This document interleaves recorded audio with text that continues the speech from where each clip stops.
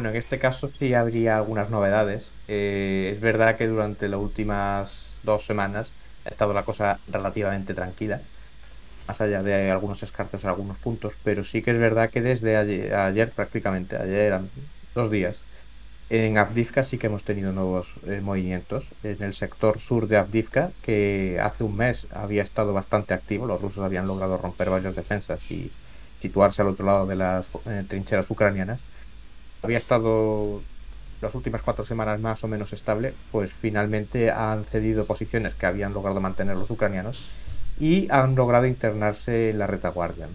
Y los ucranianos se están retirando. Había una posición de una unidad antiaérea que estaba en la zona sur. Esa ha tenido que ser evacuada y digamos que por el avance que está viendo la retaguardia ucraniana, sobre todo en zonas elevadas, pues han tenido que evacuar algunas zonas de primera línea que estaban todavía mantenidas y están estableciendo una nueva línea defensiva, ¿no? Entonces, habrá que seguir estos acontecimientos por si implican más cambios en toda la zona sur de Avdiivka, sureste más bien, porque también en la zona este de la carretera también había algún que otro movimiento hace unos días. Por lo demás, en el sector del río Esquil ha habido también algún movimiento, aquí ya pues mucho menos relevante, ¿no? Un poco la línea de las últimas semanas, avances pequeños. Y en Krinky, que de esto no hemos hablado mucho de esta cuestión, los ucranianos tenían una cabeza de puente establecida en el río Dnieper, concretamente en la población de Krinky. Bueno, la semana pasada creo que lo estuvimos comentando por aquí, o por lo menos lo comentó alguno de mis compañeros. Los ucranianos mm, tuvieron que abandonar buena parte de las posiciones que habían mantenido en esta cabeza de puente. La contraofensiva rusa pues terminó echando atrás esta posición que había. Krinky, para que no la ubique en el mapa, está a unos 10 kilómetros, si no recuerdo mal, de Gerson. Está a medio camino entre Gerson y lo que sería Novakajovka, ¿no? Entonces, aquí lo relevante a destacar es que, aunque todavía los rusos no han ocupado todo el territorio que tenían en esa cabeza de puente, ahí hay territorio que sigue todavía en zona de nadie, a pesar de que había avisos de que los rusos habían reocupado el centro de la localidad y habían logrado llegar otra vez a la zona del río Onca. Realmente no, hasta ahora no ha habido confirmación de eso. Por lo cual, en teoría, los rusos siguen todavía sin entrar allí y la línea pues estamos un poco a expensas de cómo evoluciona. Lo relevante en este caso sería señalar que termina, digamos, una operación que había comenzado a mediados de octubre, que en un principio había metido un susto a los rusos en esa zona. De hecho, el mando local había sido destituido, sustituido, se hizo cargo de la situación el comandante de las fuerzas aerotransportadas, Teplinsky, y hasta ahora pues había habido bastante especulación de si esta operación iba, no tanto por si tenía opciones de avanzar, sino por la batalla de desgaste que se estaba desarrollando, ¿no? Los ucranianos han perdido un buen número de embarcaciones y de vehículos anfibios que han estado operando para mantener la cabeza de puente conectada con su retaguardia.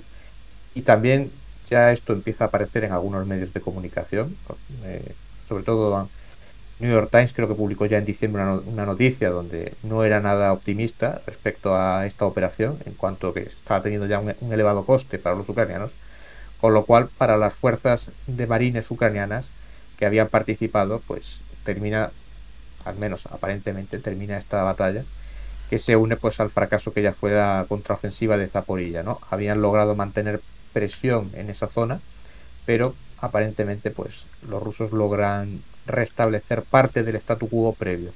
Hay algunas islas que todavía sigue la situación incierta, porque tampoco se puede decir que los ucranianos tengan posiciones fijas en la zona. Entonces, estamos un poco pendientes de cómo evoluciona la situación en el río Dnieper, pero vamos, por dar un poco pinceladas a esta cuestión que había quedado un poco en el aire, a expensas de si terminaban los rusos de reocupar el centro de Krinky o no. Y con esto, pues yo creo que ya podemos dar por finiquitado el análisis de frentes y podemos pasar o bien a preguntas o a comentar temas de política interna de Ucrania, que hoy tenemos aquí a Miriam. pues habrá mucho que comentar. Sí, por ejemplo, política interna es precisamente lo más interesante porque la política ha vuelto a Kiev. Os saludo desde Kiev, por cierto, que no lo dijimos, que no venía por aquí. Estamos ya desde hace unos meses rumores, sobre todo en varios artículos de prensa, en la prensa ucraniana muchísimos, y también se han trasladado a la prensa occidental, de una relación quizá un poco distante entre Zelensky y el comandante en jefe Valery. De momento, pues bueno, esos son rumores, tampoco se han dado más noticias sobre el tema, pero quien sí ha hablado ha sido el alcalde de Kiev, Vitaly Klitschko. Dijo que, bueno, algo así como, y lo repitió, o sea, lo dijo en dos entrevistas, acusó a Zelensky de ser un autoritario. Y bueno, yo todas estas declaraciones del alcalde de Kiev las enmarcaría en una cuestión del juego político interno. O sea, no le daría como mayor trascendencia porque el Zelensky sigue haciendo lo mismo que hizo desde que comenzó la invasión a gran escala. O sea, tampoco hubo cambios sustanciales en ninguna cuestión más que los que se establecieron durante las primeras semanas de la invasión a gran escala. Y es curioso que él hable de eso cuando precisamente hay gente que se está manifestando aquí en Kiev contra el presupuesto del Ayuntamiento de Kiev y piden que destinen más dinero para las Fuerzas Armadas. Básicamente yo me pasé por allí en diciembre y básicamente la gente, bastante gente, como unas 200, 300 personas, se manifestaron durante varias jornadas pidiendo que no necesitan, la capital ucraniana no necesita nuevos parques, sino que necesita precisamente que la guerra termine, y la guerra terminará antes, y el dinero y todos los fondos que se destinarían para ese tipo de obras van para las Fuerzas Armadas. Y otro tema que un poco parece que fuera de Ucrania está pasando como de refilón es la cuestión de pequeñas manifestaciones de familiares de soldados que piden la desmovilización. No sé, Manu, si habéis estado hablando de aquí, de que pronto va a salir una nueva ley de movilización aquí en Ucrania. Y Eh, lo de, comentamos hace unas semanas. sí,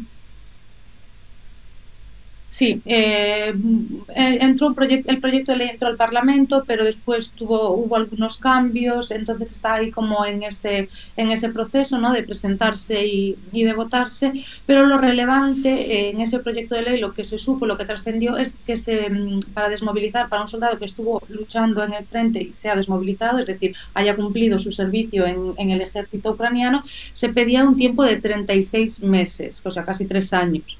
Las familias lo que están pidiendo es que ese lapso sean 18 meses, ¿no? Porque, bueno, es lógico y evidente que cuanto más tiempo pasa un soldado en el frente, sobre todo un frente tan brutal como el de esta guerra, que es, o sea, es decir, aunque las posiciones no se muevan, aunque veamos el mismo mapa, el nivel de la potencia de fuego, la artillería y las bajas en ambos lados son brutales, ¿no? Entonces, pues bueno, las familias piden esos 18 meses porque muchos de los que todavía siguen combatiendo en los frentes de Ucrania son aquellas personas que se apuntaron como voluntarios en las primeras semanas de la invasión y bueno, no es ningún secreto, ¿no?, que hay problemas para la movilización, cada vez hay menos voluntarios y bueno, pues es un poco el tema. Así que se ve ahora más allá de, bueno, de cuestiones que ya todos sabemos que durante semanas vimos, ayuda occidental, etcétera. Por otro lado, la capital Kiev está tranquila. Desde esos ataques que hubo en diciembre y en Año Nuevo, está bastante tranquila y bueno, no sé si tiene alguien alguna pregunta por ahí o alguna otra cosa de la que queráis hablar. Hay alguna pregunta, sí. Tenemos, por ejemplo, para que vayamos poniendo un poquito... Ahí está, mientras vuelvo yo aquí en cámara. Para que vayamos poniendo en contexto, antes de seguir profundizando, hay varias. Yo os las voy pasando. Primero nos dicen, si al final, nos pregunta Carlos, si no se aprueba la ley de movilización, ¿existiría falta de tropas en el bando ucraniano? Nos pregunta también Torres si puede haber grandes movimientos de tropas rusas después de las elecciones de este año. Y también pregunta directamente para Miriam esta, si en Kiev ves un porcentaje llamativo de hombres en edad de ser movilizados. Tenemos de momento esas tres preguntas. También las suscripciones de Josep y de Fluppy ambos con Prime, totalmente gratuita, primera vez que se suscriben, pues muchas gracias, bienvenidos a los dos, gracias por ese apoyo. Y mientras tanto, bueno, pues esas son un poco las primeras preguntas, siguen llegando, las vamos acumulando, en un ratito os las leo, pero de momento tenemos eso. Bueno, a ver, ya hay unas normas de movilización, quiero decir, ahora lo que están es estableciendo otros parámetros para las movilizaciones que van a venir. Y uno de ellos lo que quieren hacer, porque aquí la edad para que pueda ser movilizado actualmente son 27 años, o sea, la media de edad del ejército ucraniano es bastante alta, los soldados no son jóvenes, con 18 años no van, si no es voluntariamente, ¿no? Y ahora lo quieren bajar a 25. Falta de tropas, o sea, de hombres, es evidente que hay, lo dicen las autoridades ucranianas, lo dijo el jefe de los espías militares, el jefe del GUR, Budanov, dijo que evidentemente hacía falta movilizar y hacían falta más hombres. Esto os respondo yo y después quiero saber lo que opina Manuel.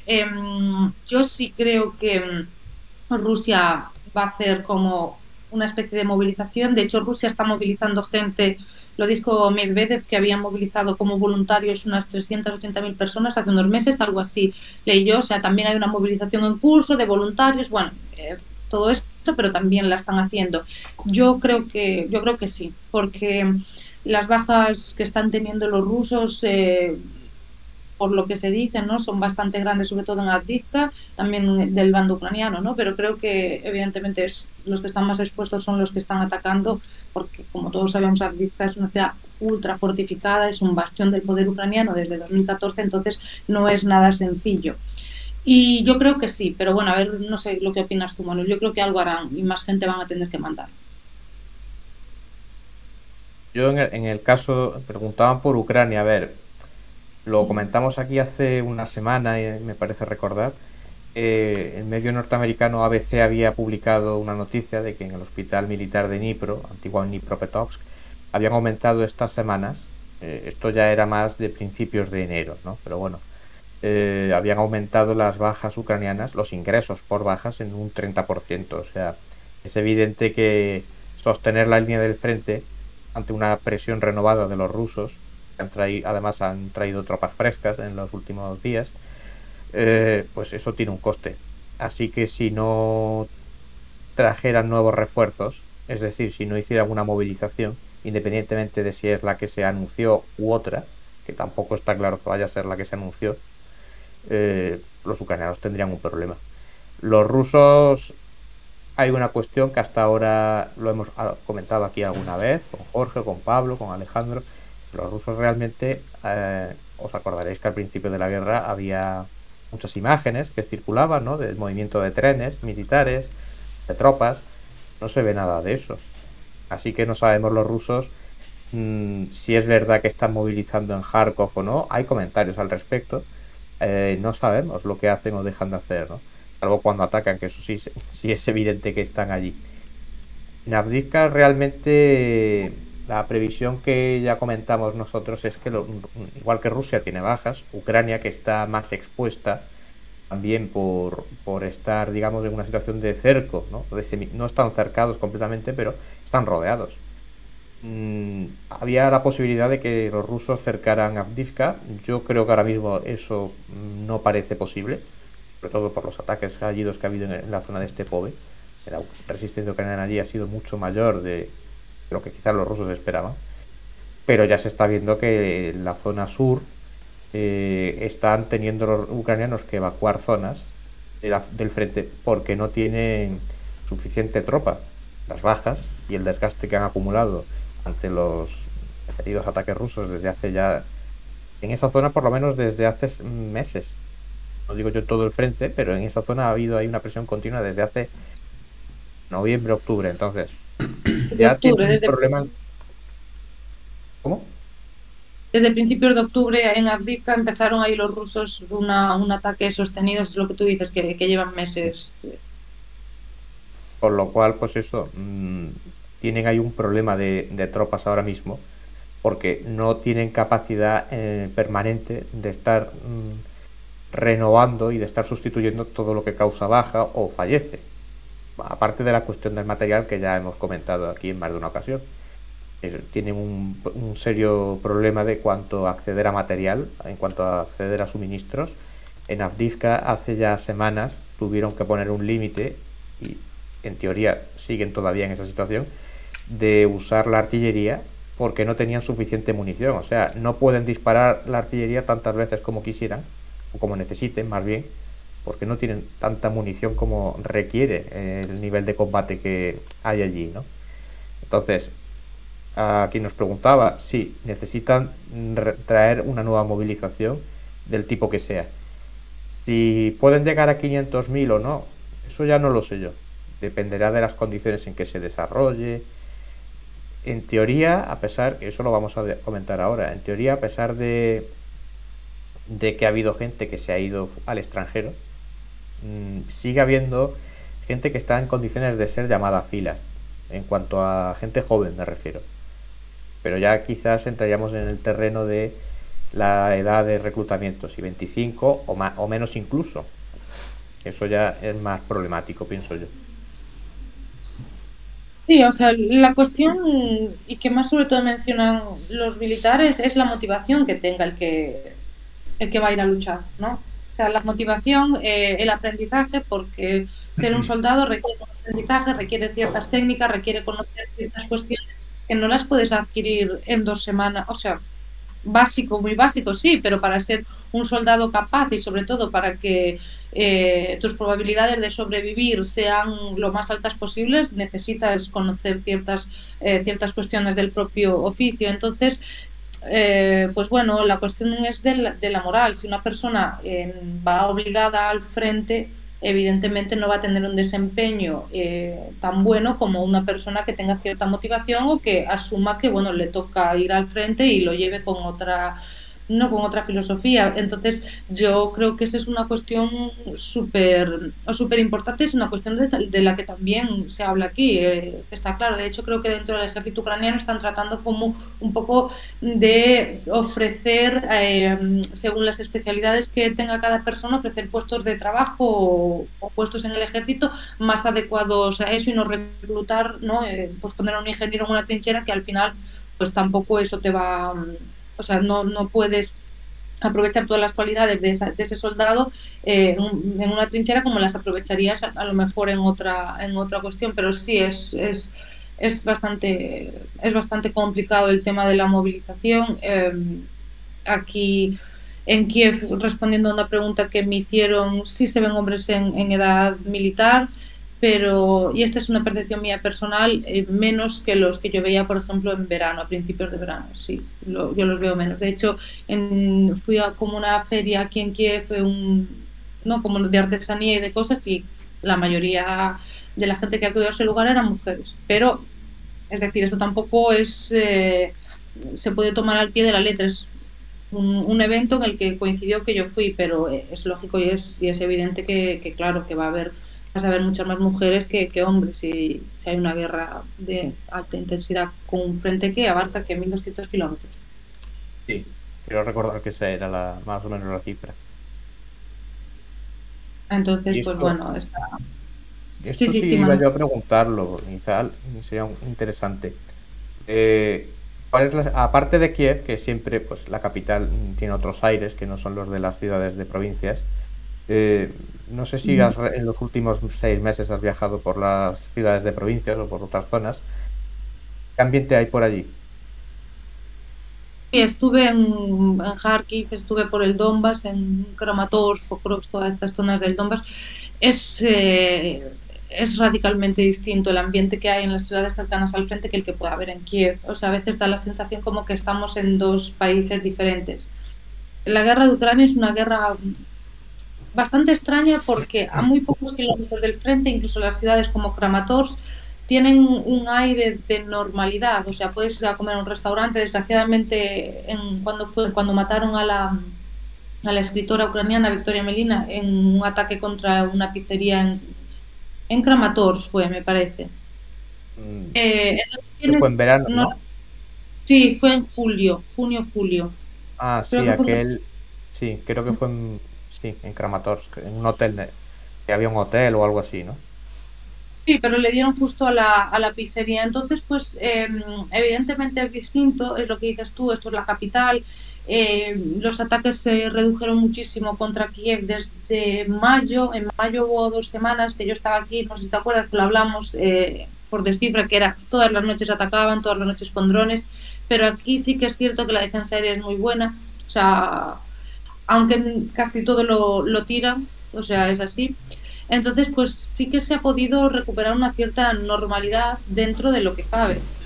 Una de las ciudades más cercanas en Kharkiv, que yo me acuerdo en Kharkiv en 2022, estuve allí en agosto antes de que las fuerzas ucranianas liberaran gran parte del Oblast y Kharkiv es otra ciudad, ahora mismo vive mucha más gente, eh, o sea, recuperó con cierta normalidad, sin embargo, el ambiente es completamente distinto, lógicamente. O sea, a veces da la sensación como que el país va a dos ritmos, ¿no? O sea, un poco es el oeste y las zonas como Kiev y después las ciudades que sí efectivamente están más cerca del frente. Ahí es, bueno, se nota la guerra mucho más, hay muchos más ataques, y bueno, por las ciudades, el movimiento, todo queda mucha menos gente y son ciudades donde se ve que la guerra la tienes al lado. Sí, sí, sí. Hombre, estar bajo sitio y no estar bajo sitio influye en que una ciudad pues pueda desarrollar dentro de lo que cabe una vida normal, ¿no? Dentro de lo que Sí. cabe. No, bueno, Kiev la verdad es que es prácticamente puedes hacer vida normal. O sea, claro, puede haber bombardeos, pero, pero si vienes aquí y te paseas por el centro de Kiev unas horas y después te sacan, tú no dirías que hay que es un país en guerra, ¿no? Eso es como muy, muy curioso, porque muchas personas imaginan que es como entrar en Ucrania y no, no es así. O sea, no es así. La verdad es que eh, los ucranianos en eso sí que han sabido, bueno, pues adaptarse a pesar de todo, ¿no? Que yo creo que nunca nadie se puede adaptar al 100% a una situación así, pero bueno, lo llevan como pueden, pero lo llevan. Lo que comentas me recuerda bastante a un programa que hizo Televisión Española en verano, bueno, que estuvo el equipo, que fue cuando estuvo también otros periodistas españoles en Kiev, no solo Televisión Española. Creo que salió un informe semanal y era eso. El equipo estaba en Kiev y allí había un ambiente que a mí me llamó la atención, ¿no? Porque tampoco me lo esperaba, sobre todo eso, lo que nos habías comentado en mayo. Bueno, no es lo mismo estar de noche de bombardeo que por la mañana, pero llamaba la atención, ¿no? Y luego pues estaban en la zona de Donbass, no recuerdo ahora mismo la ciudad, bueno, estuvieron en Chasiv Yar, eso era frente prácticamente, ¿no? Se oía todo el rato el bombardeo de la artillería y todavía, aunque ya bajo estaba decayendo la cosa, seguía, no parecía que estuviera decayendo, ¿no? Y luego estuvieron también en Gerson, en la zona de Gerson, y era pues eso, Gerson no es Donbass, pero se notaba eso, ¿no? Que la gente de allí, pues no. Bueno, lo decían ante la cámara, que no. En Kiev ven la guerra de otra manera. Que llamaba la atención, ¿no? Porque decías, bueno, esto, pues, en la zona de Kharkov, en Donbass y en Gerson veían, pues eso, la guerra la veían de otra manera. Decía, ya, es que allí no tienen el frente cerca. Y era gente Sí, claro. distinta, ¿no? Que no eran de una zona cercana. Ya digo, Donbass, Gerson, pues son dos zonas bien diferenciadas culturalmente, ¿no? Pero coincidían las personas de distinta edad, de distinto, yo pienso, de ideología, aunque no se exponía, ¿no? Decían, no, no, es que la guerra, cuando la tienes cerca, no la vives igual que cuando estás en la retaguardia. Sí, no, claro, es evidente. De todas formas, Gerson es una ciudad, creo que es como se podría considerar, ¿no? En el frente, la única ciudad que quedaron en el frente. Gerson es una ciudad que está siendo castigadísima, o sea, ataca muchísimo todos los días en la prensa ucraniana. Claro que evidentemente esto ya no levanta titulares como al principio, es normal, todos sabemos que el interés en la guerra de Ucrania ha caído en picado, pero Gerson, o sea, es una ciudad que están masacrando y sobre todo esto, como siempre pasa, ¿no? Más allá de lo que opine cada uno, son los civiles los que lo están pagando y los que lo están pasando mal. O sea, yo creo que Gerson, más que, o sea, bombardean más Gerson que Kramatorsk, por ejemplo, o que cualquier zona así del Donbass. Pero es que está literalmente, bueno, no es zona de frente, pero sí, el río realmente es el frente, con lo cual, pues toda esa área, aunque no sea un bombardeo entiendo yo por la información que he leído, que no es como Avdiivka, ni mucho menos, pero evidentemente pues eso, habrá días que se tiren de bastantes bombazos entre uno y otro, ¿no? Ya os decía antes que en Krinky ha habido bastante actividad, por eso digamos lo mencionaba, porque ahí ha habido mucha actividad aérea rusa y también la artillería ha bombardeado bastante. De hecho, colgamos un vídeo hace unas semanas de Krinky, vamos, hace 2 semanas, no tanto. Estaba aquello pues, que parecía el frente de Passchendaele en la Primera Guerra Mundial, ¿no? O el frente de Ypres, que estaba todo arrasado, todo. También los ucranianos habían bombardeado la zona rusa, o sea que había quedado aquello hecho girones, ¿no? Sí, sí. O sea, es una guerra con una potencia, o sea, vamos, yo creo que desde la Segunda Guerra Mundial no se veía algo así y sobre todo que continúa, ¿no? Y no tiene visos de momento, por desgracia, no tiene visos de acabar. Tenemos alguna pregunta, chicos. No sé si queréis que lea alguna más. Sí. Mirad, porque teníamos por aquí, a ver si no las pierdo, hazme un momento. Ahí está. A ver, si se me ha escapado alguna, volvedla a pasar, que como tenemos muchísima gente hoy y estáis muy activos en el chat, bueno, se me va un poquito. Nos pregunta Tomás si es verdad que Putin ha reclamado Alaska. Nos pregunta también Mick Paer. Dice, hoy Rusia ha acusado a Ucrania de revender material militar en el mercado negro. ¿Esto es cierto? No sé si sabemos algo al respecto. Nos pregunta también Kosus. Bueno, ahí además Miriam ya ha hecho una introducción, ¿no? Con respecto a la cuestión de la moral de la ciudadanía ucraniana en este caso, que cómo podría estar influyendo. Y también Miriam, si hay alguna opinión dentro de los medios de comunicación ucranianos o de la gente en general sobre la posible llegada de Trump a la Casa Blanca. Si piensan que eso podría tener alguna influencia en la guerra. Voy con lo de Trump, sí, claro, evidentemente. O sea, hay artículos, no diarios, pero hay artículos cada poco analizando cómo está la situación en Estados Unidos, porque la situación en Ucrania, sobre todo en el futuro, va a depender mucho de lo que suceda en las elecciones en Estados Unidos, ¿no? Lógicamente, Trump vuelva a la Casa Blanca. Si sigue en la línea, ¿no?, que sobre Ucrania que ha venido manifestando en estos meses, va a ser complicado para Ucrania, pero bueno, creo que hace poco tiempo el asesor jefe de la oficina presidencial, Andriy Yermak, dijo que algo así como que intentó rebajar un poco la cuestión y dijo, bueno, si Trump llega a la Casa Blanca sabremos cómo trabajar con él. Pero claro, es una cuestión importantísima para Ucrania y bueno, están muy pendientes de lo que puede ocurrir. Además, solo hay que ver todos estos meses, ¿no?, lo que ha pasado con el tema de la ayuda, con todo el lío en el Congreso de Estados Unidos, que se ha hablado no solo en la prensa ucraniana, sino en toda la prensa occidental, ¿no? O sea, es súper importante porque, aludiendo un poco a lo que decía antes Manu, hay una falta de municiones en el frente que se está notando y además que lo están diciendo los propios soldados. O sea, faltan ya cosas. Entonces, a medida que esta disputa política en Washington continúe y la ayuda siga sin llegar, pues va a haber todavía menos municiones, porque la Unión Europea prometió una ronda, creo que era una ronda de 1 millón de municiones para Ucrania, que iba a llegar ahora en marzo de 2024, ya dijeron que no. La Unión Europea, pues bueno, va un poco, no sé cómo definir un poco lo que está haciendo la Unión Europea, pero ha prometido algo que no puede cumplir. Tampoco ha desarrollado capacidades para no activar un poco toda esa producción de defensa. Entonces, el problema principal que tiene Ucrania, lógicamente, es que Ucrania depende de sus socios occidentales y en eso Rusia, pues no, porque aunque tengan proyectiles y municiones de calidad más mala, aunque estén también reduciendo costes y todo, tienen la capacidad de producción. Entonces eso deja a Ucrania en una situación realmente muy complicada. Al final el tema también ese de... Es que tiene gracia. Esto ya lo hemos hablado alguna vez Jorge, Pablo y Alejandro. Esto es una cuestión que siempre nos preguntan. El tema de las municiones pues tiene su gracia, ¿no?, por aquello de la superioridad tecnológica, pero al final resulta que, bueno, pues al final quien se lleva el gato al agua es quien tiene capacidad de producir, o sea, lo de siempre.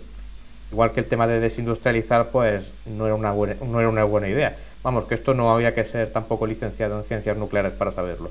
Ahora resulta que un montón de países que han desindustrializado su sector de defensa, por llamarlo de alguna manera, pues ahora no tienen capacidad de eso, de aportar las municiones que se necesitan.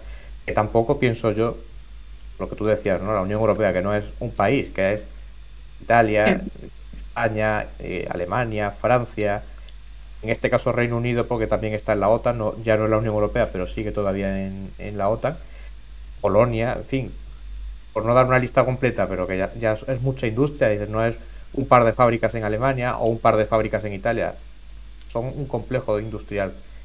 Y no, en fin, esta cuestión ya hemos hablado y ya sabéis lo que pensamos, que no se dan las condiciones y bueno, las promesas pues caen un poco en saco roto, ¿no?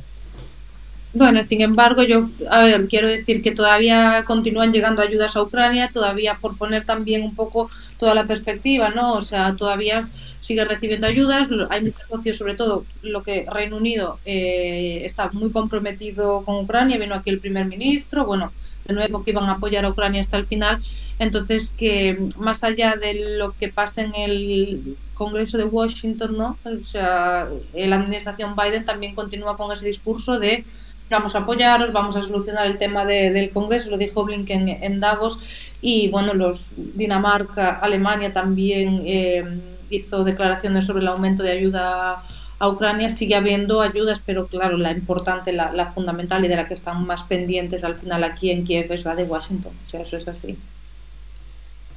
Al final también tiene mucho que ver, aunque esto hoy no lo vamos a mencionar, ¿no? Pero tiene también mucho que ver el tema de Israel, que al final no es solo, como dirían algunos en Ucrania, no es una cuestión solo de voluntad de Washington o de Biden o de Blinken, que no les falta voluntad, sino de cómo se les complica la cosa en Oriente Medio, ¿no? Cuando no es Israel, pues está ahora el Líbano, están los hutíes, en fin. No se puede decir que hayan empezado el 2024 aburridos en Washington. No, no, eso es cierto. Además es que realmente se notó muchísimo, o sea, en el momento en el que comenzó, desde octubre, toda la guerra, bueno, por decirlo de algún modo, lo que está haciendo Israel en Gaza, pues bueno, no, ha sido como un bajón de atención brutal y lo dijo el propio Zelensky en una entrevista, no me acuerdo con qué medio fue, pero lo dijo Zelensky, o sea, menos atención mundial, mediática, menos ayudas, con lo cual pues o sea, si ya venía habiendo algunas declaraciones que indicaban que ciertos líderes empezaban como a tímidamente a hablar de posibles negociaciones remotas, hemos visto como más declaraciones en ese sentido y con la guerra de Israel, pues imagínense, ¿no? Creo que todo el mundo lo ha notado, quitando yo ahora que estuve ahí en España me he dado cuenta que lo único que salió de Ucrania en la tele, ¿no? Por hablar periódicos, eso, pero en la tele, que es un poco lo que llega más a todo el mundo, fueron los ataques que hubo aquí en Kiev, pero no vi ningún seguimiento así más. Entonces, claro, eso se traduce en lo que se traduce. En un momento especialmente complicado para este país, lógicamente. Y eso lo estuvimos diciendo en noviembre, que bueno, se cumplió un mes de, de los ataques de Hamas en realidad, ¿no? Al mes de cumplirse, pues la verdad era como el contraste, ¿no? En la prensa decías, cuesta encontrar, no es que ya no aparezca en la portada, es que la tercera página tampoco aparece, tienes que ir a la página 7 o a la página 10 y bueno, ahí aparece y no la página, aparece una columna nada más, ¿no? También depende ya del día, a lo mejor pues puede tener más cobertura o no. Sí, sí, sí, pero bueno, a ver, quiero decir, es algo, pasa con todos los conflictos y Ucrania dentro de todo, a ver, es una guerra en Europa y evidentemente, pues lógicamente, aunque solo sea por cercanía, dentro de todo todavía sigue teniendo atención, por no hablar de otros conflictos como pues, Etiopía o Sudán, que llevan 9 meses ahí de una guerra también terrible y que apenas se habla, ¿no? Pero bueno, sí. No, digo que de esos es que no existen ya, esos ya le das al buscador y no aparece nada Sí, en las no, noticias. Os habéis preguntado también del tema de que se había revendido armamento. Bueno, esa cuestión nosotros hasta que no aparezca publicada, esté, digamos, más confirmado, nosotros este tipo de información que de vez en cuando aparece, nosotros estamos en eso. Alguna vez hemos hecho cobertura de ese tema cuando ha habido, digamos, informaciones más o menos contrastadas. Sobre todo cuando aquello que salió en Finlandia, que un inspector de policía que estuvo sobre este tema, ¿no? Pero este tipo de informaciones que publica uno de los dos lados, de que se ha revendido armamento, bueno, el que ya tenga un conocimiento pues sabe un poco cómo va esto, que también hay mucha propaganda de guerra. Entonces, pues que el mero hecho de que aparezca tampoco es que sea, ¿cómo decirlo? Que no por ello es cierto, ¿no? Eso pues supongo como otras tantas cosas que están saliendo en esta guerra, después de la guerra, habrá tiempo para que eso ya no interesará tanto, pero habrá tiempo para ver qué era verdad y qué no era tan verdad después de todo, ¿no? Y luego Eduardo nos habían hecho una pregunta de que respecto a Putin, pero no la recuerdo ahora mismo. Planteaban si era cierto que Putin había reclamado Alaska. De hecho, habían 2 o 3 personas que lo han comentado por el chat. Yo es cierto que no he visto nada. Pero bueno, en cualquier caso, sí. De pasada, vi un tuit de pasada, pero es que no, la verdad no entré al enlace de la noticia, o sea que, pero un tuit sí que vi. No sé si es cierto, no sé si es un bulo, porque ya sabemos que Twitter, bueno, X, X antes Twitter, no lo sé.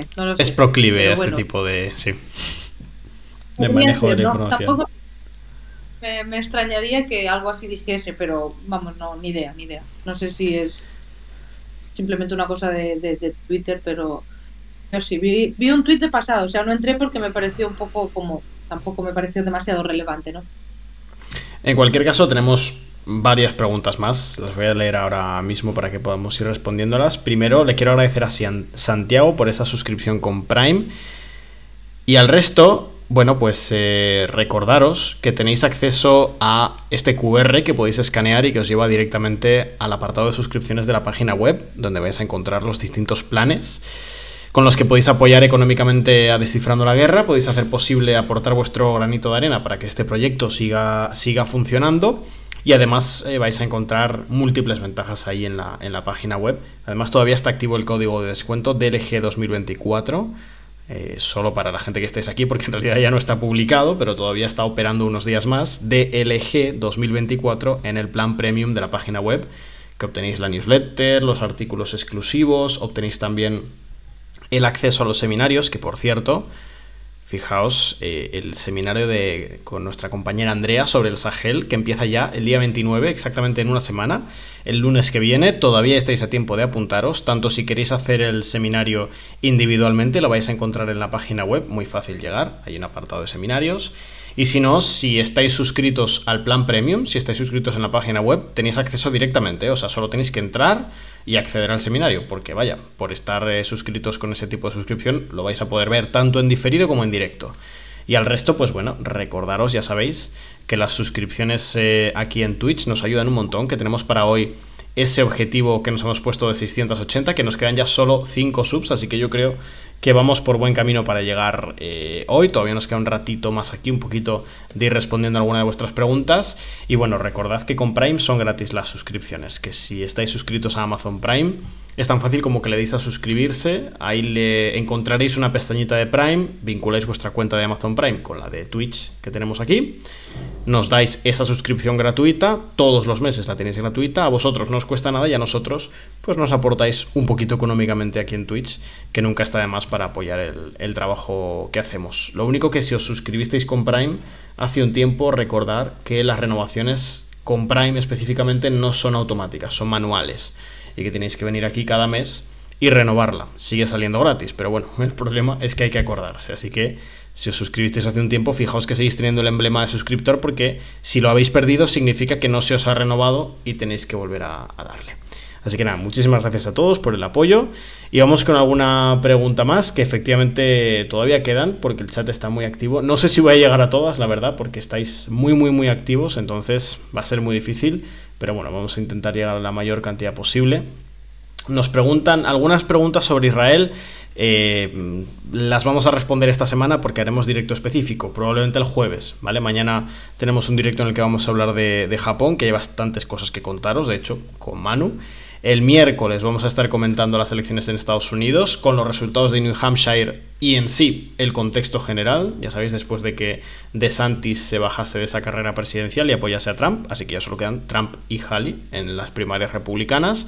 Y probablemente el jueves, pues ya ahí sí que hablemos de Oriente Medio, porque es que se nos acumulan los temas, como podéis observar. Bueno, entonces, algunas de las preguntas que tenemos, por ejemplo, nos pregunta Chus Cruz cómo ha quedado el ataque a civiles en Donbass de esta semana, si se confirma la autoría rusa.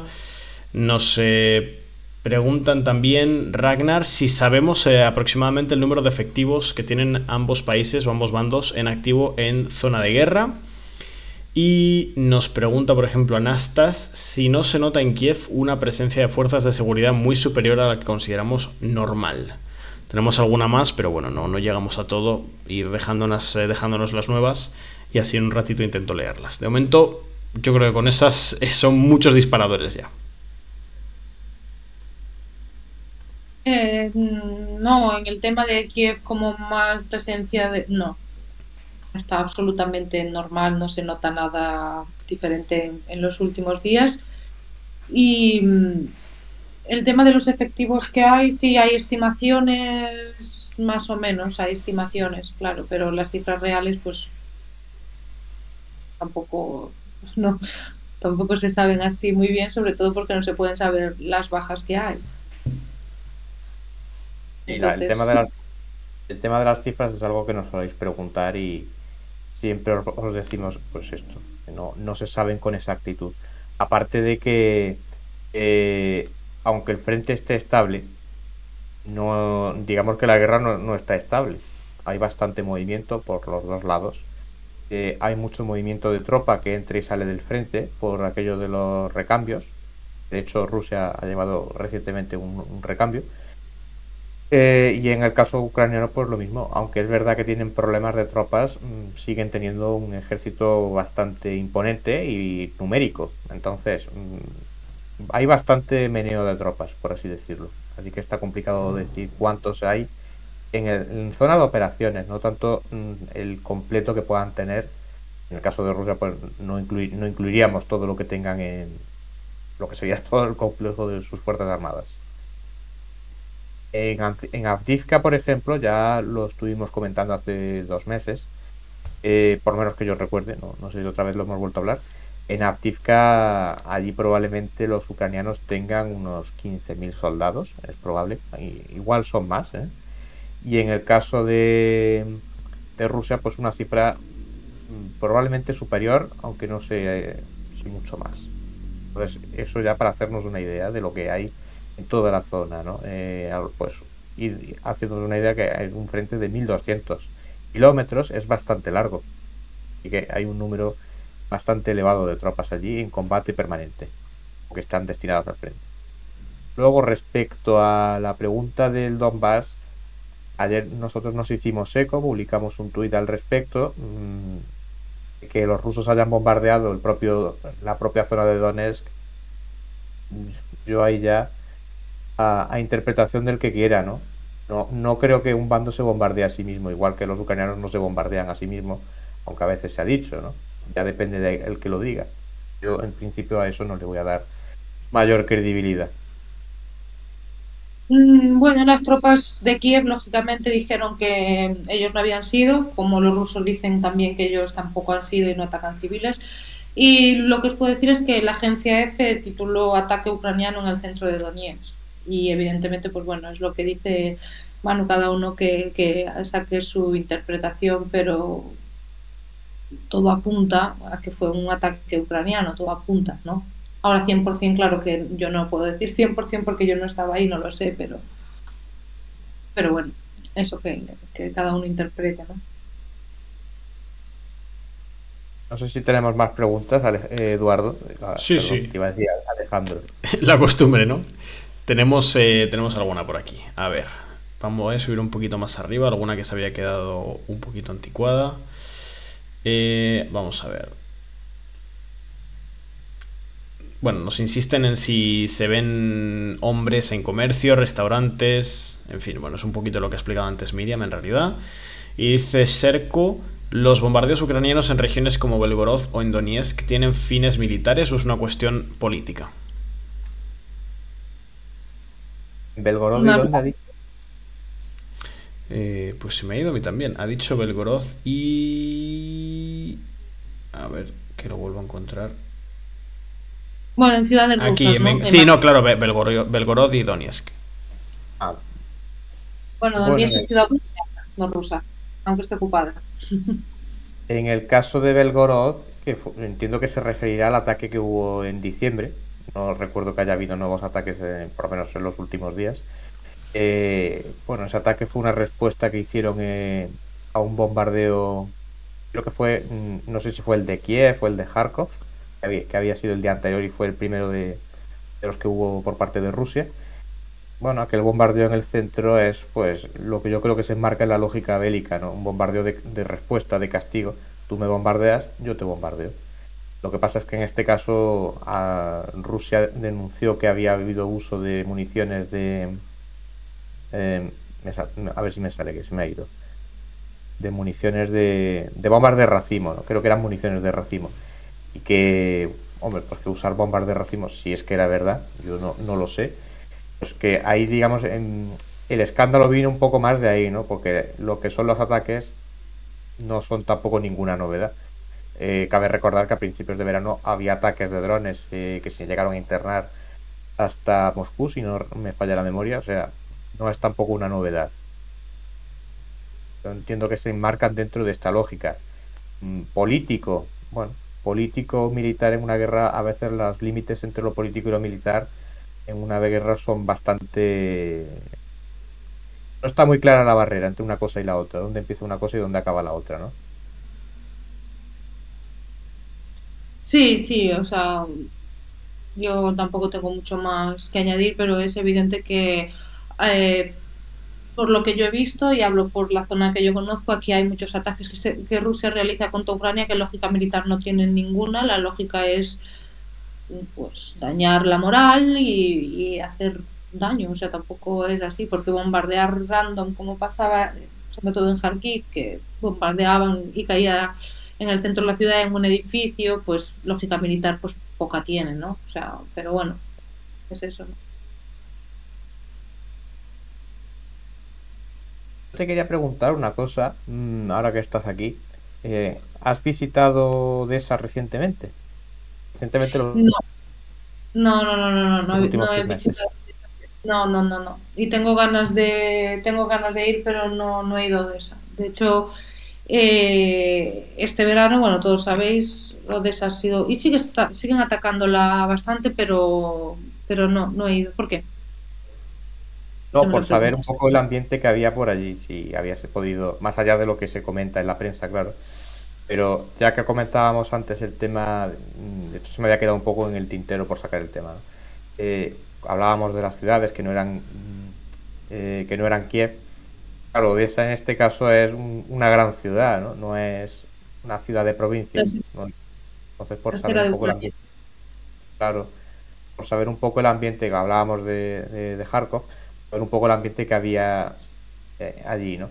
Es verdad lo que comenta Miriam, que sigue habiendo ataques, sobre todo en la zona de instalaciones logísticas, dado que allí, pues, como hemos ya comentado en estas últimas semanas, se ha reactivado la salida de barcos, la llegada y salida de barcos, aunque realmente los principales ataques, si no recuerdo mal, estaban un poco más también, un poco más al sur, ¿no? Por interceptar la línea de comunicación, la línea de comunicación a Izmail. Entonces sí, realmente Odessa pues está un poco en esa situación, alejada del frente, pero no tan alejada realmente. No, de hecho, la semana pasada que hubo ataques importantes contra edificios residenciales en Kharkiv y precisamente en Odessa. Tuvieron que evacuar a 100 personas de un edificio de apartamentos. Yo tengo una amiga en Odessa de hace muchos años, ella está allí y bueno, más allá de estos ataques esporádicos a los que desgraciadamente mucha gente en Ucrania por ya se ha acostumbrado, si es que uno se puede acostumbrar a eso, el ambiente pues se mantiene más o menos normal. O sea, un poco las ciudades ucranianas e incluso los pueblos siguen esa lógica. Mientras no haya ciertos ataques y mientras puedan mantener la normalidad, pues intentan un poco mantenerla. También me imagino que para tener la cabeza un poco, ¿no? Salud mental quizá, para ser un poco más centrados y olvidarse en la medida de lo posible de que hay un conflicto armado. Ahora estoy recordando que alguien en el chat me preguntó una entrevista que le hizo la revista Der Spiegel a Klitschko. Me estuvisteis preguntando por aquello de que hacía la revista alemana. Miriam está hoy con nosotros, así que hoy nos puede comentar mucho más seguramente de lo que yo ya os pude decir aquel día. ¿Cómo está la relación entre Klitschko y Zelensky? Bueno, pues evidentemente por lo que se desprende de ese tipo de declaraciones que hace el alcalde de Kiev, pues muy bien no está. Y esto tampoco viene de ahora. O sea, ya en las últimas, es que esto claro, parece que hablamos de hace 1000 años, ¿no? Y hablamos antes de la invasión a gran escala, en las últimas elecciones municipales que hubo en Ucrania, porque ahora durante la ley marcial está prohibido celebrar elecciones en el país. Klitschko había subido bastante porque como que se trató de hacer una especie de partido de los alcaldes de Ucrania. En Ucrania el gobernador lo designa el presidente, ¿no? Son los alcaldes los que los elige la gente. Y Klitschko había conseguido pues bastante, bueno, había conseguido también la alcaldía de Kiev. Todos sabemos que la alcaldía de la capital de un país es importantísimo en cualquier país, también en Ucrania. Y creo que aquí hay gente que está como un poco esperando su oportunidad de ascenso y creo que ahí tenemos que ver, en ese contexto tenemos que ver todo esto de Klitschko, ¿no? O sea, esa unidad del principio, esa unidad que vimos sobre todo durante la mitad del año pasado de la guerra, pues se está resquebrajando cada vez más y sobre todo creo que declaraciones más incendiarias de las que hace Klitschko las hace Arestovich. Y Arestovich dijo claramente que él que se quería presentar para ser presidente, ¿no? Bueno, lo que dice Arestovich, que fue una persona, era amigo personal de Zelensky, fue su asesor durante mucho tiempo y bueno, sí que son declaraciones que publican sus redes sociales y generan bastante debate dentro de Ucrania. Debate e incluso malestar para gran parte de los ucranianos por las cosas que dice. Por contextualizar un poco quién es Arestovich, porque yo lo sé, pero a lo mejor no todos los que nos están escuchando lo saben.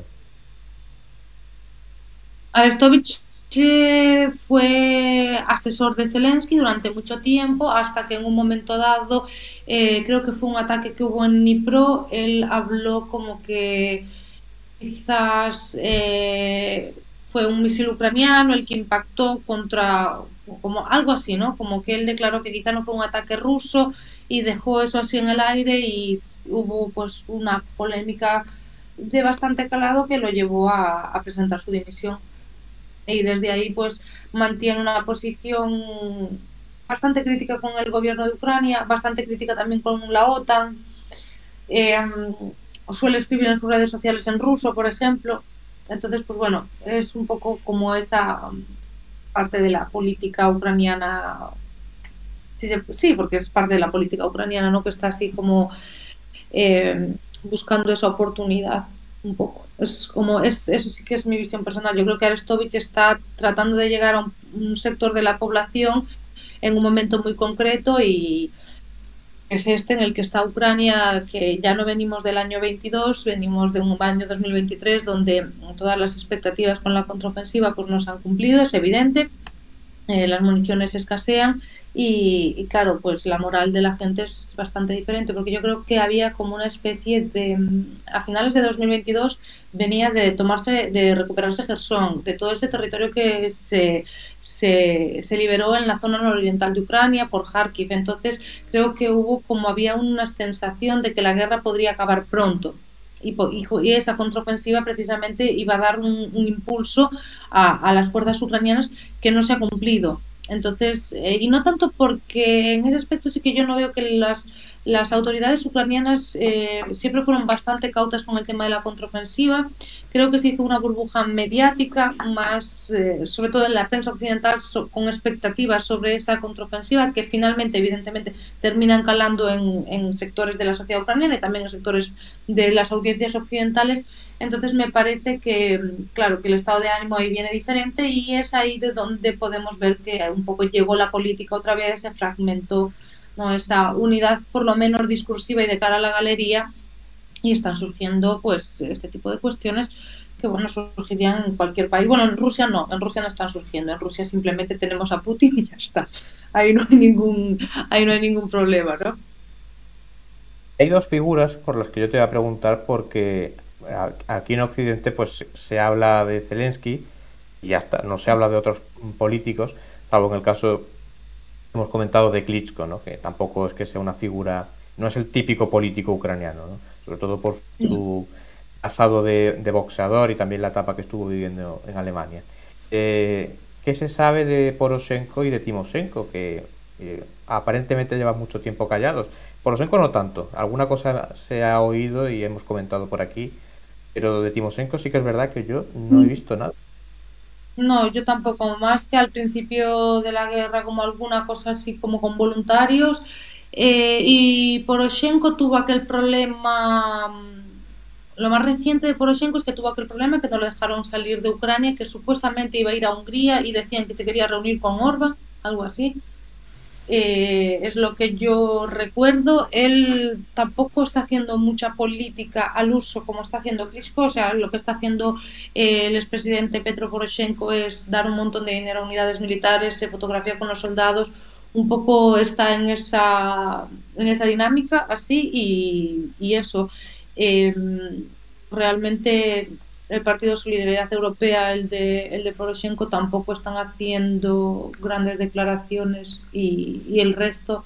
Golos sí que es otro partido ucraniano de la oposición, sí que pidió, no sé si os acordáis que una diputada del partido de Zelensky llegó a hablar, como que habló mal de Salushny, fue una polémica que tuvieron aquí antes, en diciembre, ¿no?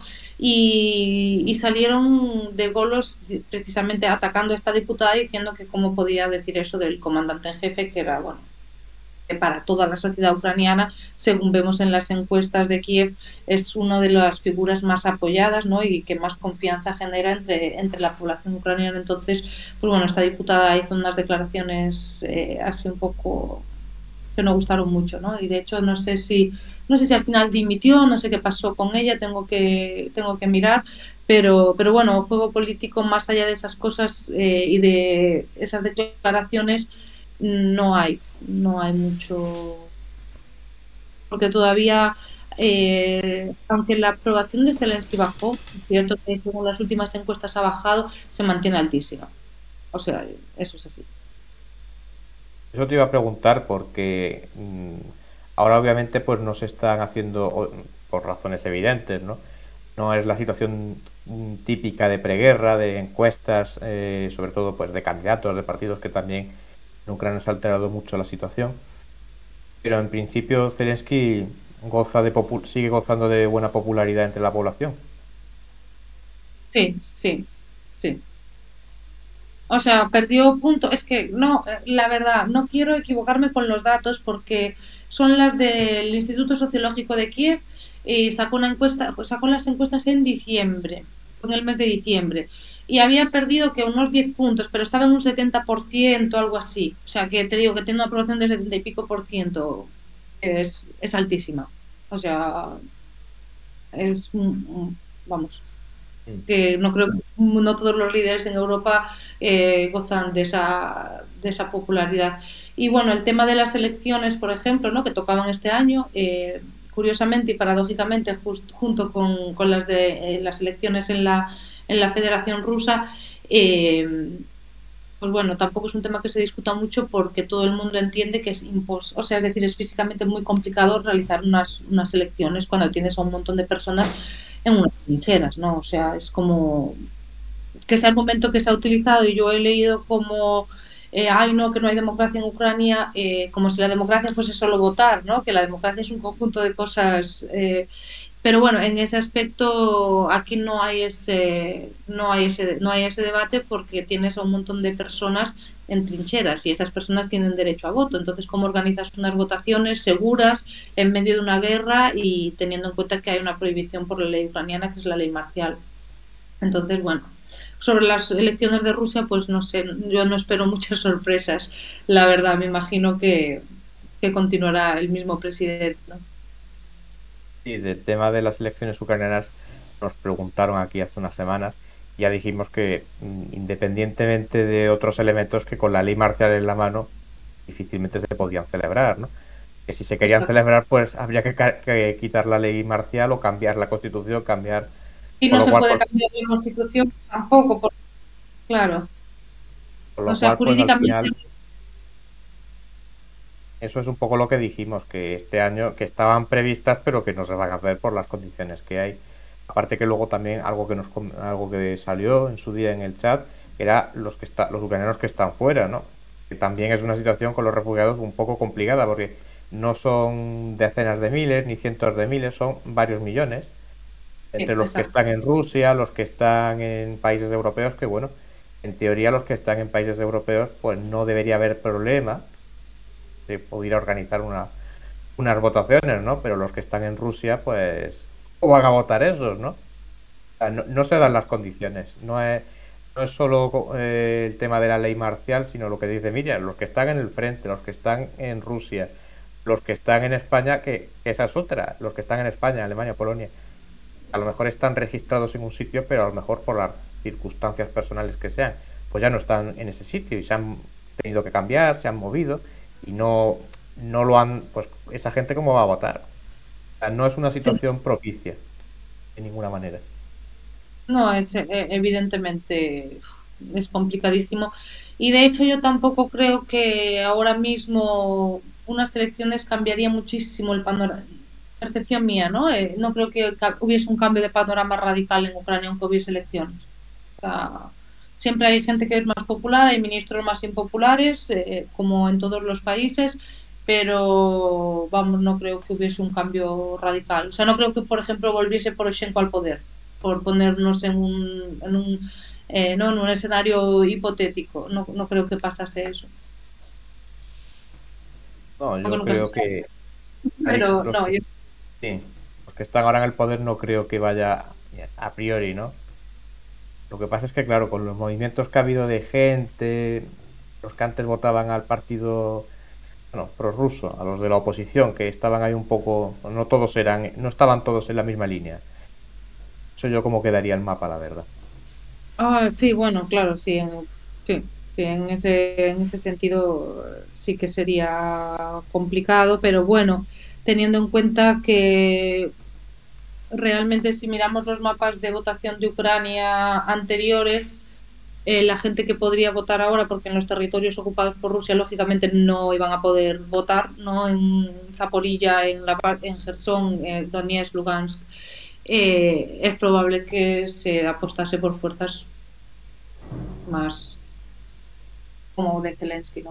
O sea, de hecho, es que el Zelensky cuando ganó en 2019 fue. Claro, es que ya nadie le hacía mucho caso a Ucrania en aquella época, pero Zelensky ganó con un 70%, algo increíble para una Ucrania que siempre se había basculado entre dos candidatos, uno más pro-occidental, otro más eh, prorruso, no sé si esa palabra realmente es adecuada para esto, pero siempre había estado como muy, ¿no? Muy así, muy igualados. Y con Zelensky, pues eso desapareció precisamente por el mensaje que traía Zelensky, ¿no? Anticorrupción y para traer la paz a Ucrania. Y al final, pues bueno, pasó lo que pasó, pero sí. Sí, eso que dices es verdad. Hay candidatos que no eran prorrusos. Lo que pasa es que estaban dentro del bloque este. Yo hablo del último, porque no hablo del partido de las regiones, que eso ya es de hace casi 10 años. Yo hablo del lo que fue legalizado. Plataforma Ahí ya había de varios. oposición era el que. Ah, pues entonces lo he dicho, que estaba pensando yo que no lo decía bien, iba yo en la línea correcta. ahí había realmente un paraguas donde había muchos partidos, había partidos locales, no eran necesariamente de una ideología concreta, sino que eran más locales o en torno a la figura pues mediática de un alcalde o de un gobernador, ¿no? En fin, que no era una cuestión de bloques, ¿no? Tampoco Zelensky en ese aspecto iba un poco en la línea de lo que había sido la política tradicional ucraniana, ¿no? Ah, no, no, no, para nada, no, para nada. De hecho, pues bueno, en su momento y fue como una gran sorpresa para todos los que estábamos centrados en esta zona, fue una gran sorpresa y bueno, un poco así. Y ahora En pues fin. le ha tocado quizá vivir uno de los momentos de la historia moderna de su país más complicados, ¿no? Como presidente, una persona que no era un político, no era un político de profesional, ¿no? Era un actor. No, yo creo que ni siquiera se puede decir, incluso ahora que sea político profesional. No, no No, lo no, es. porque la situación es excepcional. Y bueno, no sé si nos queda alguna pregunta más. Eso le iba a preguntar a Eduardo, por si teníamos, que seguro que alguna habrá. Tenemos algunas. Si queréis, vamos con una última ronda de preguntas antes de Vale, cerrar. perfecto.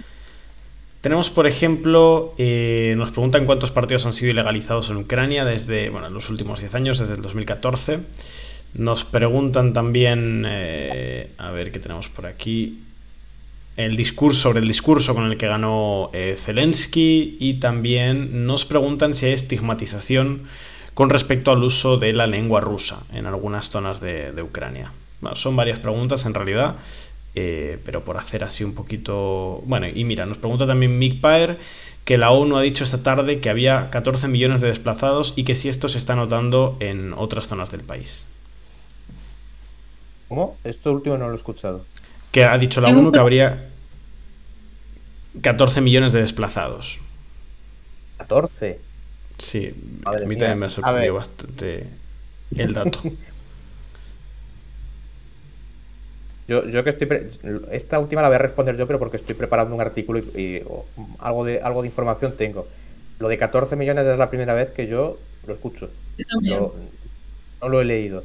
Mm, ha salido gente de Ucrania, pero no ha salido tanta gente. La cifra que el tema de las cifras lo voy a decir. No hay claridad al respecto. Porque realmente, dependiendo de a quién estés consultando, hay una cifra o hay otra. La Organización de Refugiados de la ONU da unas cifras. Yo, pues, les doy algo de veracidad, evidentemente. Están sobre el terreno, no son cosas que les estén llegando, sino que, en fin, que es una organización que está sobre el terreno. Pero no coinciden con las cifras que hay en otros países, que organismos estatales en Polonia, en España, no coinciden. Entonces, hay baile de cifras, eso es algo que hay que señalar. Luego hay, por ejemplo, el medio estatista da unas cifras de refugiados que no coinciden tampoco con las que tiene la Organización de Refugiados, ACNUR me parece que se llamaba, ¿no? De la ONU. Entonces, no hay cifras exactas, aparte de que la guerra no es una foto fija. Es verdad que no sigue saliendo tanta gente de Ucrania como al principio de la guerra, que salieron de golpe millones, pero sí que hay movimiento. Igual que hay también movimiento de algunos que han regresado, ¿no? Después del 29 de marzo de 2022. Las cifras que yo he visto son entre las que más o menos le doy yo algo de veracidad, oscilan entre 5 y 7 millones. Esas son las cifras que yo he visto, incluyendo los que están en Rusia. Pero los que están en Rusia refugiados son los que se fueron o también los que Rusia ha evacuado de las zonas de combate. Esos también son refugiados.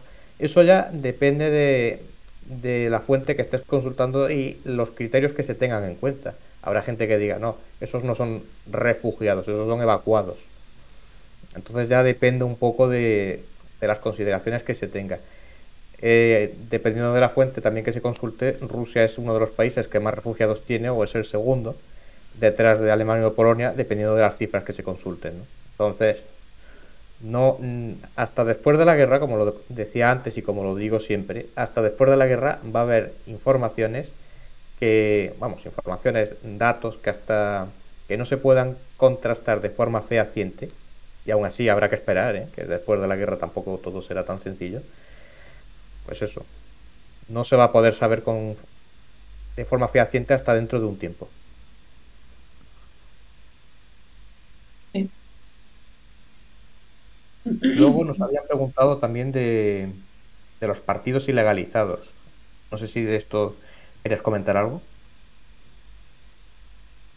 No, bueno, es que tampoco, o sea, esto ya se habían ilegalizado el Partido Comunista y alguno más después de Maidán y poco antes de que, es que no recuerdo el número, me vais a matar, pero no recuerdo el número. Y esto fue al principio, igual tú sabes, man, esto fue al principio de la invasión, las primeras semanas, que bueno, ilegalizaron la plataforma de oposición, que era en aquel momento el mayor partido de la oposición aquí en Ucrania, pero habían legalizado otros partidos minúsculos que tampoco eran, o sea, quiero decir, no eran, no tenían sitio en la Rada, por ejemplo, muchos de ellos, ¿no? O sea, eran formaciones, pero que sin más, y no me acuerdo. O sea, lo tenemos por ahí en el Twitter de Descifra, está seguro.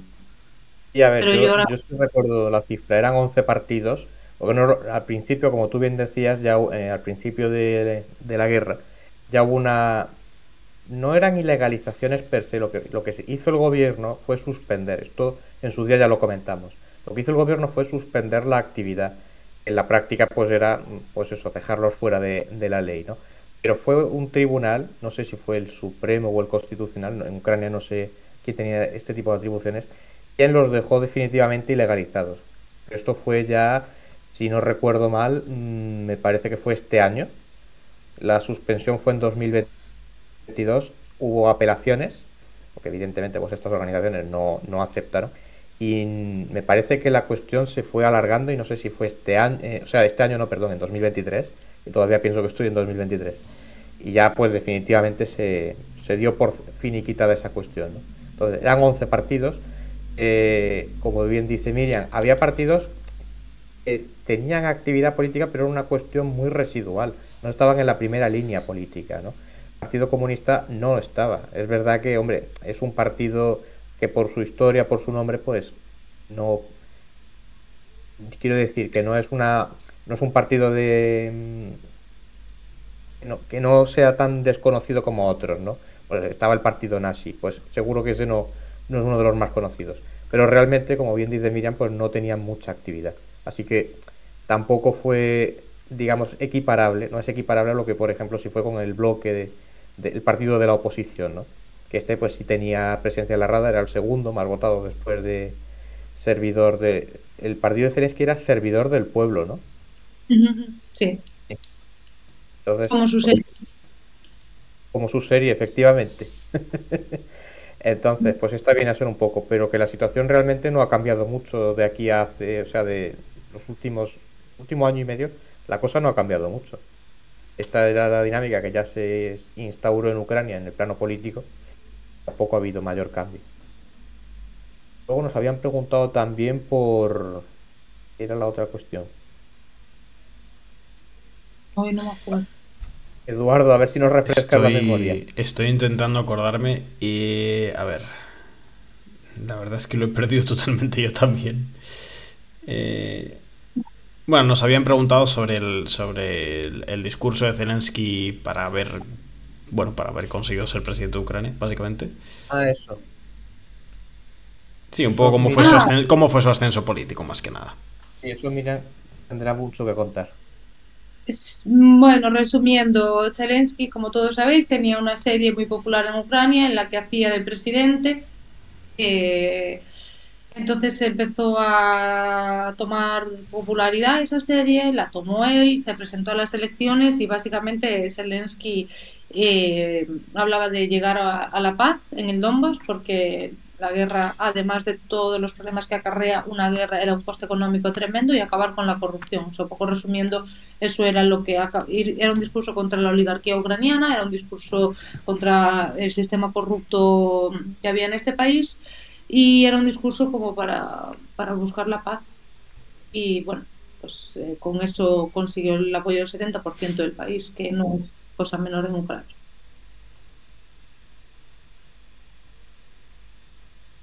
Pues yo Y creo que con esto ya, sí, pues, ya se cumple la hora y media que nos habíamos marcado, Eduardo, con lo cual yo creo que si no hay alguna cuestión más que quiera comentar Miriam o demás, pues yo creo que ya podemos dar por cerrado el directo de hoy.